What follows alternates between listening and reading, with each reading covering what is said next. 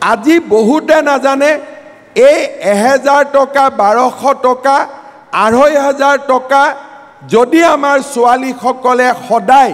প্ৰত্যেক মাহত পায় কিমান ছোৱালীৰ দেউতাক মাকে নিজৰ কষ্ট লাঘৱ হ'বক আৰু ছোৱালীসকলে নিজৰ ভৰিৰ ওপৰত নিজে থিয় দি কলেজ আৰু স্কুললৈ যাব পাৰিব ইয়াতে হিতাধিকাৰীৰ কথা নাথাকে মানুহৰ দুখ বুজিব পৰা এখন চৰকাৰ থাকিব লাগে আৰু তেতিয়াই মানুহৰ সমস্যা সমাধান হ'ব পাৰে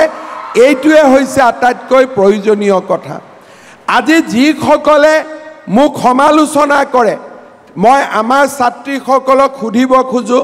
যে আজি যদি তোমালোকে প্ৰত্যেক মাহত 1000 টকা 1250 টকা 2500 টকা চৰকাৰৰ পৰা পোৱা দেউতা মাৰ কষ্ট অলপ হলেও কমিবনে নাই আজি দেউতা মাৰ কষ্ট কমা কাৰণে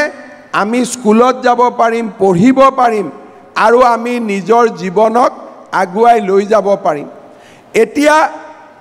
কোনেও নকলেও আমি সকলোৱে জানো যে চৰকাৰী চাকৰি পাবলৈ টকা পইচা দিব নালাগে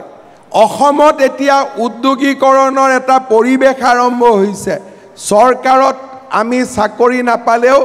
আমি কৰিব পৰা কাম লাহে লাহে অসমত সৃষ্টি হৈছে আমাক মাত্ৰ শিক্ষা সম্পূৰ্ণ কৰিব লাগে আৰু সেইবাবে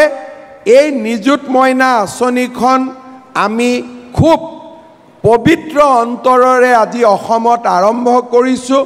কেতিয়াবা কেতিয়াবা কংগ্ৰেছৰ মানুহবিলাকে কয় যে হিতাধিকাৰী সৃষ্টি কৰিছে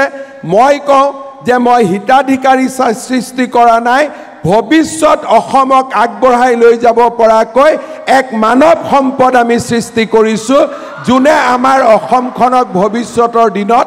আগুৱাই লৈ যাব পাৰিব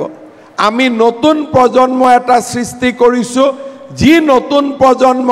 শিক্ষিত হ'ব যি নতুন প্ৰজন্মই অসমক বিকাশৰ পথেৰে আগুৱাই লৈ গৈ ভাৰতৰ ভিতৰতে এখন সৰ্বশ্ৰেষ্ঠ ৰাজ্য হিচাপে প্ৰতিষ্ঠা কৰিব তেনেকুৱা এটা নতুন প্ৰজন্ম সৃষ্টিৰ কামত আজি আমি নিজকে নিয়োগ কৰিছোঁ